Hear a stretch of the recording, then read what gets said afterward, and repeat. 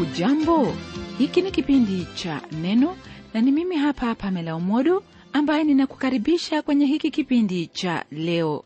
Hebu kwanza tuusikize wimbo ufuatao, kisha mchungaji Jeffrey Wanjala Monialo atuletee neno. Karibu.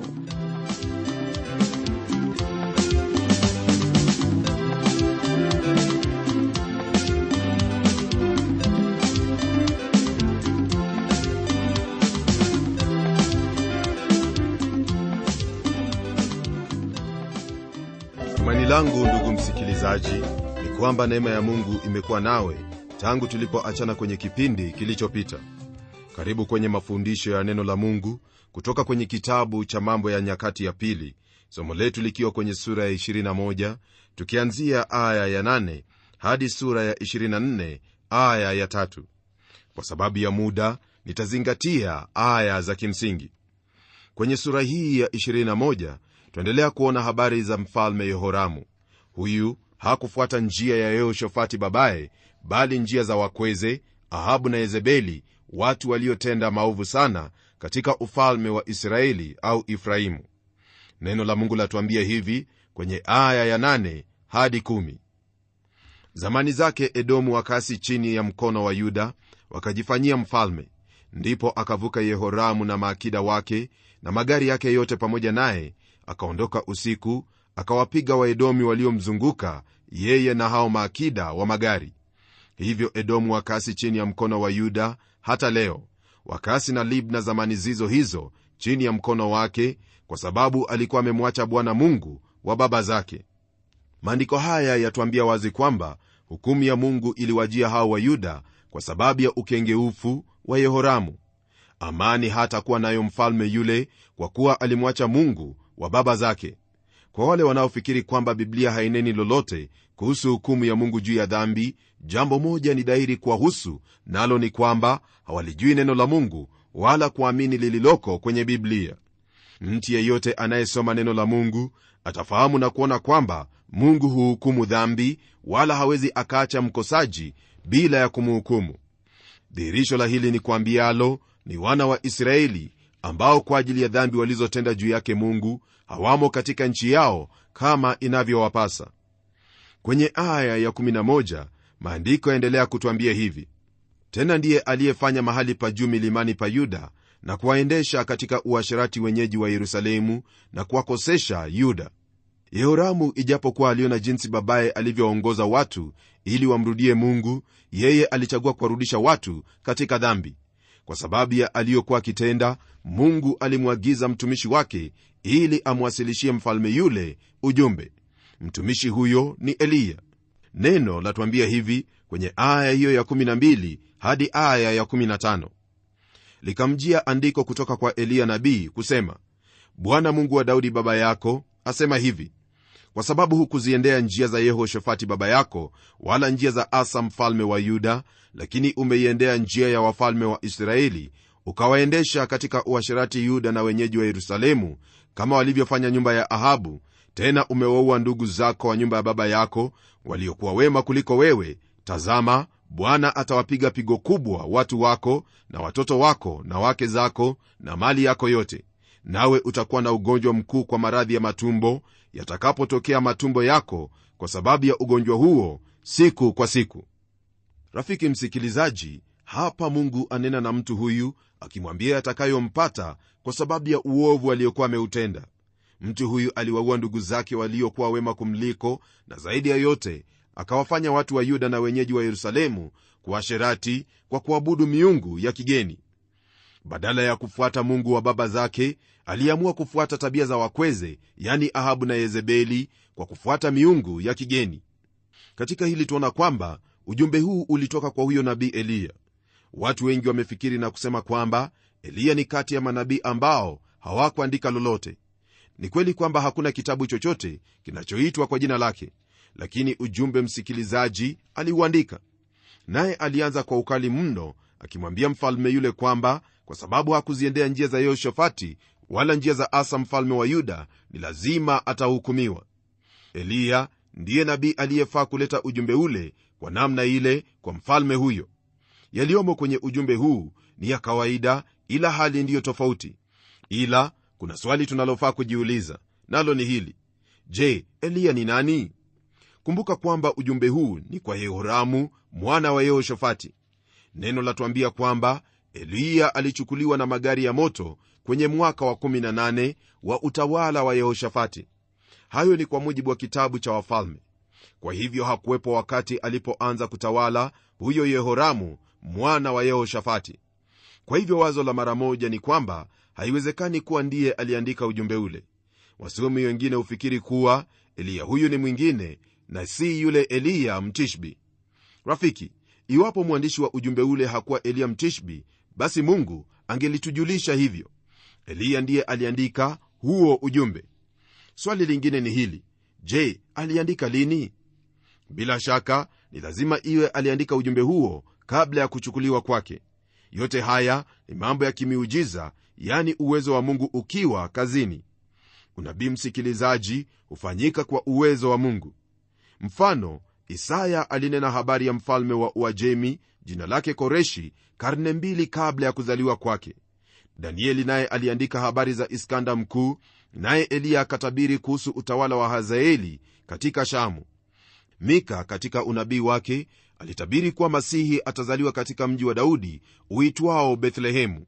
Yote haya yalitendeka, thibitisho kwamba Mungu ndiye alinena kwa vinywa vya watu wake.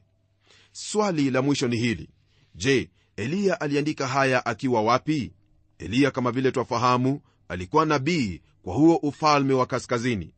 Hakuna sehemu nyingine ambapo Eliya atajwa kwenye kitabu hiki cha Mambo ya Nyakati isipokuwa hapa, kwa kuwa kitabu hiki ni kwa mtazamo wa Mungu. Huenda wajiuliza kwa nini Eliya hatajwi sana katika maandiko haya. Jibu ni kwamba Eliya alikuwa nabii kwa huo ufalme wa kaskazini kama nilivyotajia, na kwa mara ya kwanza Mungu alimtumia anene na mfalme wa kusini au mfalme wa Yuda. Eliya hakunena na Yehoshafati kwa kuwa Yehoshafati alimcha Bwana Mungu wake na kutenda yaliyo mema machoni pake. Yehoramu mwanaye alipochukua hatamu za uongozi, ujumbe ulikuwepo ukimsubiri. Eliya hakuliacha vazi lake la juu tu, bali ujumbe ulikuwepo pia kwa ajili ya mfalme Yehoramu kwa sababu ya yote aliyoyatenda. Neno kwenye aya ya 16 na 17 laendelea kutwambia hivi: Bwana akawaamsha roho wa Filisti na Waarabu waliowaelekea Wakushi juu ya Yehoramu, nao wakakwea juu ya nchi ya Yuda, wakaipenya, wakaichukua mali yote iliyoonekana nyumbani mwa mfalme na wanawe pia na wakeze, asisaziwe mwana hata mmoja, ila Ahazia aliyekuwa mdogo miongoni mwa wanawe. Msikilizaji, mara moja tuona jinsi unabii wa Eliya ulivyokuwa sahihi. Hao wote waliomwinukia Yehoramu walikaa kwa amani na Yehoshafati na Asa babaye. Sasa roho ya vita ilikuwa imeinuka. Kwa nini? Sababu ni kwamba vita ni matokeo ya dhambi, nayo huanza katika moyo wa mwenye dhambi, hasa moyo wa mwanadamu. Kwenye aya ya 18 hadi 20 neno la Bwana laendelea kutujulisha yaliyotokea wakati huo. Na baada ya hayo yote, Bwana akampiga matumbo kwa ugonjwa usioponyeka.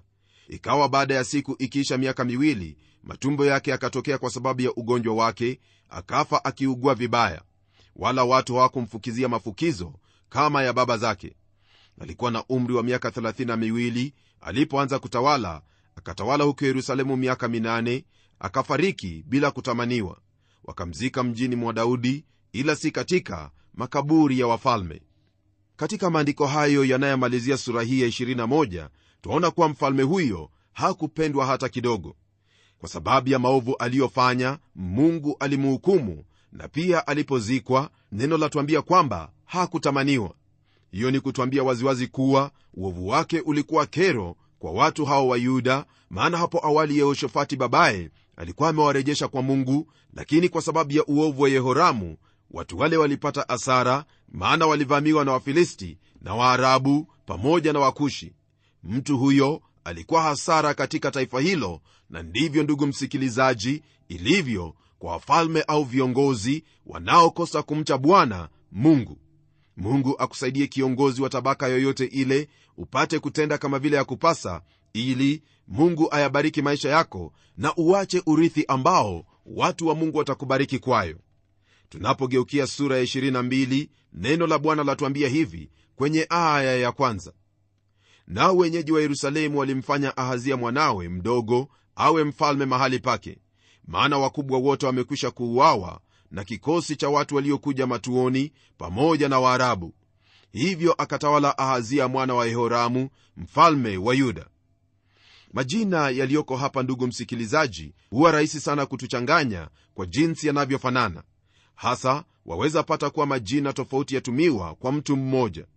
Ahazia huyu ni Yehoahazi tusomaye habari zake kwenye sura ya 21 aya ya 17 kwenye kitabu cha Mambo ya Nyakati ya Pili.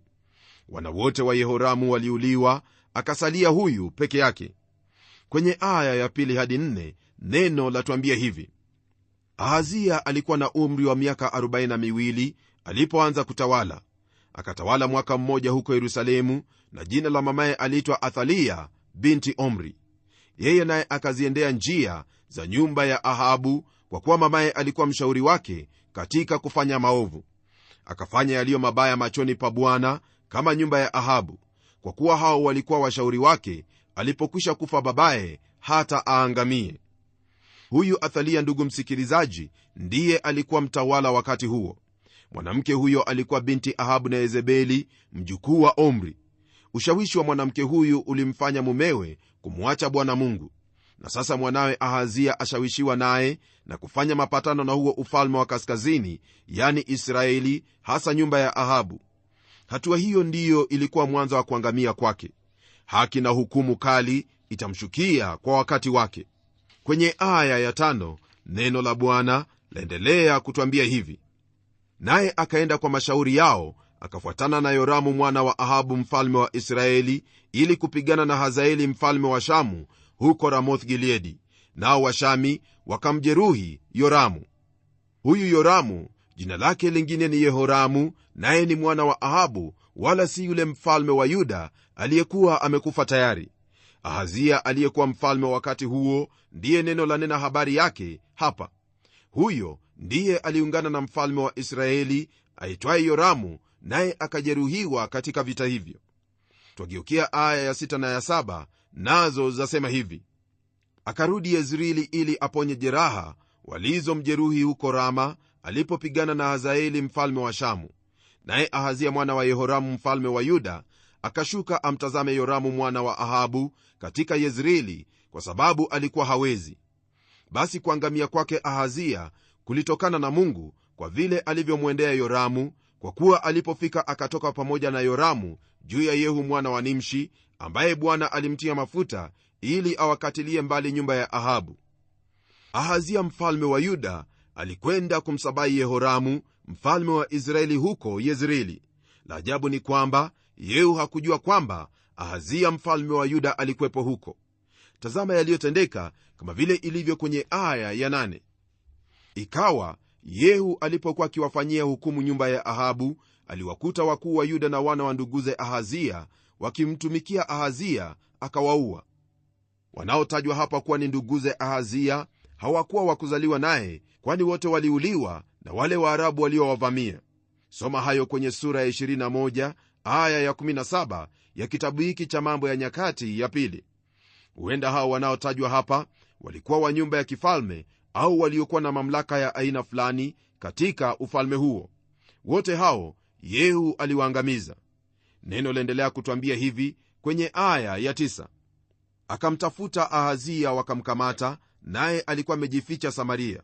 Wakamleta kwa Yehu, wakamuua, wakamzika, kwa maana wakasema, huyu ni mwana wa Yehoshafati, huyo aliyemfuata Bwana kwa moyo wake wote. Wala nyumba ya Ahazia hawakuwa na uwezo wa kuushika ufalme. Wakati huu, ndugu msikilizaji, ulikuwa wa umwagikaji wa damu. Mungu alitupa habari hizi kusudi tujue na kufahamu kwamba ni lazima dhambi ihukumiwe. Daima mshahara wa dhambi ni mauti, lakini karama ya Mungu ya bure katika mwana wake ni uzima wa milele. Baada ya kuona hayo, twageukia aya ya 12, nayo yatujulisha kuhusu utawala wa Athalia. Neno lasema hivi: basi Athalia mama wa Ahazia alipoona ya kuwa mwanawe amekufa, akainuka akawaangamiza wazao wote wa kifalme wa nyumba ya Yuda.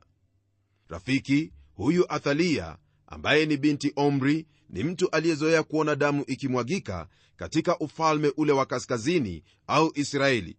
Naye baada ya kufahamu kuwa mwanawe Ahazia amekufa, basi aliwaangamiza wazao wote wa kifalme wa nyumba ya Yuda. Hilo alitenda ili atawale mahali pa mwanawe Ahazia.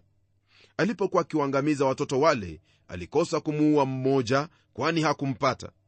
Hilo ndilo tulipata kwenye aya ya 11 na 12, aya zinazomalizia sura hii ya 22 kwa maneno yafuatayo: ila Yehosheba binti mfalme akamtwaa Yoashi mwana wa Ahazia, akamwiba miongoni mwa wana wa mfalme waliouliwa, akamweka yeye na yaya wake katika chumba cha kulala. Basi Yehosheba binti mfalme Yehoramu, mkewe Yehoyada kuhani, naye alikuwa umbu lake Ahazia, akaficha usoni pa Athalia asimuue. Ila Yehosheba binti mfalme akamtwaa Yoashi mwana wa Ahazia, akamwiba miongoni mwa wana wa mfalme waliouliwa, akamweka yeye na yaya wake katika chumba cha kulala. Basi Yehosheba binti mfalme Yehoramu, mkewe Yehoyada kuhani, naye alikuwa umbu lake Ahazia, akaficha usoni pa Athalia asimuue. Akawako pamoja nao amefichwa nyumbani mwa Mungu miaka 6, na Athalia akaitawala nchi. Iwapo jambo hili lingelitendeka, msikilizaji, basi uzao wa Daudi kwa huyo Sulemani ungelikatiliwa mbali. Na kwa hili tuona kwamba kwa mara nyingine shetani alijaribu tena kuangamiza uzao ambao kwa huo Kristo atazaliwa na kutoa uongozi na ufalme wa Israeli. Wakumbuka kwamba kule Misri watoto wa kiume waliuliwa, na Hamani alitafuta kuwaua Wayahudi wote, na baadaye Herode kwenye Agano Jipya alitafuta kumuua mtoto Yesu kwa kuwaua watoto wote wa kiume miaka 2 na chini kule Bethlehemu na maeneo yake. Kijana Yoashi alikuwa na umri wa mwaka mmoja alipofichwa katika nyumba ya Mungu katika hekalu. Alikaa humo kwa miaka 6. Athalia akatawala na kumwaga damu. Tunapogeukia sura ya 23, twapata habari ya uvuvio uliokuwapo katika utawala wa Yosia. Lakini kabla ya hapo kuna mambo yatakayoshughulikiwa. Neno lasema hivi kwenye aya ya 1: hata mwaka wa 7 Yehoyada akajitia nguvu, akawatwaa maakida wa mamia, Azaria mwana wa Yerohamu, na Ishmaeli mwana wa Yehohanani, na Azaria mwana wa Obedi, na Maaseia mwana wa Adaya, na Elishafati mwana wa Zikri, akapatana nao. Uongozi wa Athalia, msikilizaji, ulijaa umwagikaji wa damu, jambo ambalo halikuwapendeza watu wa Yuda. Yehoyada naye akajitia nguvu na kufanya mkutano wa siri na wale wakuu wa Yuda, na kuwajulisha kwamba alikuwepo mmoja wa uzao wa Daudi aliyekuwa hai, nao kwa pamoja waliazimia kumfanya awe mfalme wao. Hilo ndilo twalipata kwenye aya hiyo ya 2 hadi aya ya 10. Kwa sababu ya kumweka mfalme katika kiti cha enzi, waliwakusanya Walawi wote na wakuu wote wa Israeli, nao wakamvika taji Yoashi, naye akawa mfalme juu ya Yuda. Theluthi ya kikundi hicho walikuwa walinzi, na wengine wakalinda nyumba ya mfalme. Hakuna mtu aliyeruhusiwa kumkaribia mfalme isipokuwa makuhani na Walawi. Yehoyada aliwapa watumishi wake mikuki na ngao ili wamlinde mfalme. Kwenye aya ya 11 neno latuambia hivi: ndipo wakamleta nje mwana wa mfalme, wakamvika taji na kumpa ule ushuhuda, wakamtawaza awe mfalme. Yehoyada na wanawe wakamtia mafuta, wakasema, mfalme na aishi. Mapinduzi haya, ndugu msikilizaji, yaliwafurahisha watu hao wa Yuda, maana mzao wa Daudi alikuwa katikati yao, na pia alikuwa kwenye kiti cha enzi cha Yuda. Athalia aliyefikiri kwamba amewaua wote wa uzao wa Daudi alipigwa butwa. Aliwaua wana wa mwanawe ili atawale kama malkia. Roho hii ya Athalia ndiyo ina wengi sana ambao waweza kufanya lolote ili wawe mamlakani. Njaa na kiu ya utawala imewafanya wengi kutenda mengi yasiyo ya kibinadamu ili watawale. Mungu awasaidie kama hao na kuwawezesha wajue kwamba licha ya wao kutawala kwa muda wowote ule, ni lazima siku moja wataondolewa mamlakani, iwe ni katika mapinduzi au katika mauti. Historia yashuhudia hayo, na ndivyo itaendelea kuwa hadi aje huyo mfalme wa amani, aliye Bwana wa mabwana na mfalme wa wafalme, jina lake Yesu Kristo. Aya ya 12 na ya 13 zasema hivi: na Athalia aliposikia sauti ya watu na ya walinzi na ya hao waliomsifu mfalme, akaingia kwa watu nyumbani mwa Bwana. Akatazama na angalia, mfalme amesimama karibu na nguzo yake mlangoni, nao maakida na wenye mapanda karibu na mfalme. Wakafurahi watu wote wa nchi, wakapiga mapanda, waimbaji pia wakapiga vinanda, wakaongoza nyimbo za kusifu.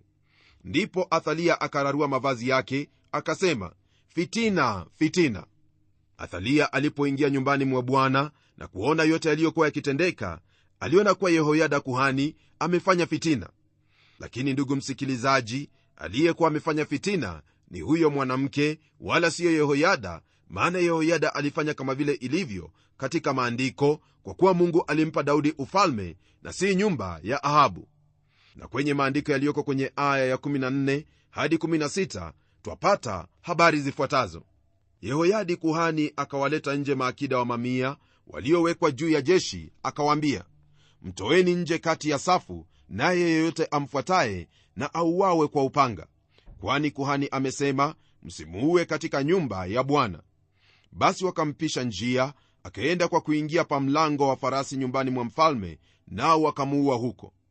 Kisha Yehoyada akafanya agano, yeye na watu wote na mfalme, kwamba watakuwa watu wa Bwana.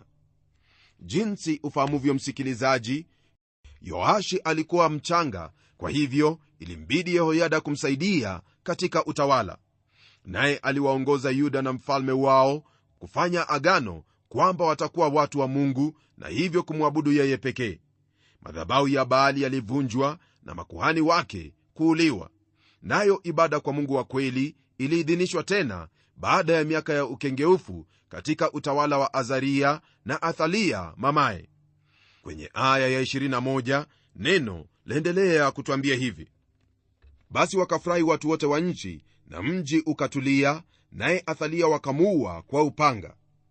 Aya hiyo inayomalizia sura hiyo ya 23 yatujulisha moja kwa moja kwamba dhambi huleta shida, huvunja moyo na pia kuleta hukumu ya Mungu juu ya watendao dhambi. Ila watu wanapomgeukia Mungu, uvuvio huja na amani hurejeshwa katika nchi. Sura ya 24 yatujulisha habari ya utawala wa Yoashi mfalme wa Yuda. Neno lasema hivi kwenye aya ya 1: Yoashi alikuwa na umri wa miaka 7 alipoanza kutawala, akatawala miaka 40 huko Yerusalemu, na jina la mamaye aliitwa Sibia wa Biashiba.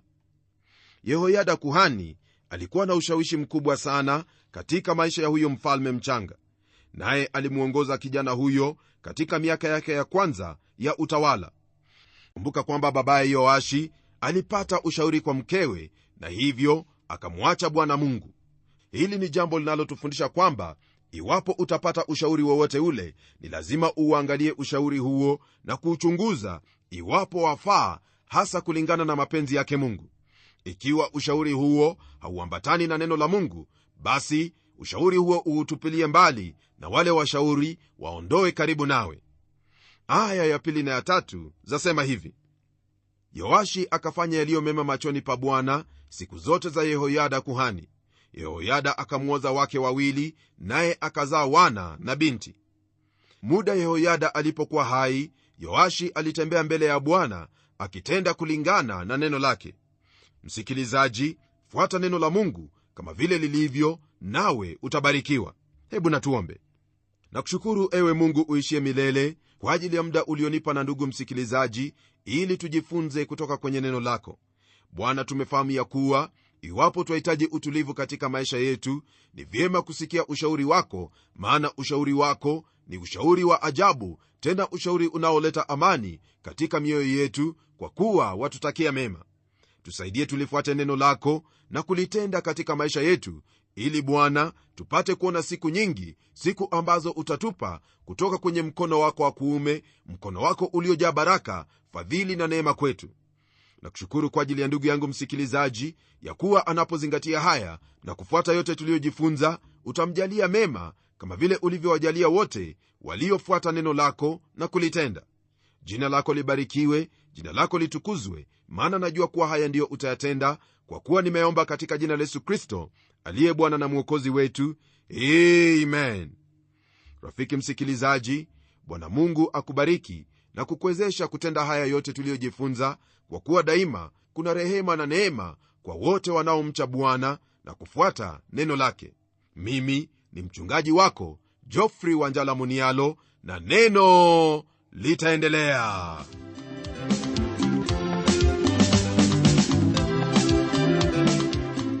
Hilo ndilo neno la Mungu kwetu.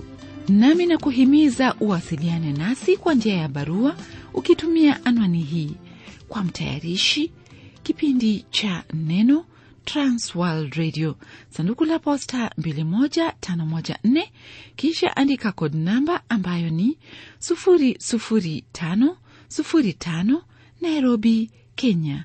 Nitarudia: kwa mtayarishi kipindi cha Neno, Transworld Radio, sanduku la posta 21514, kisha andika code namba ambayo ni 00505, Nairobi, Kenya.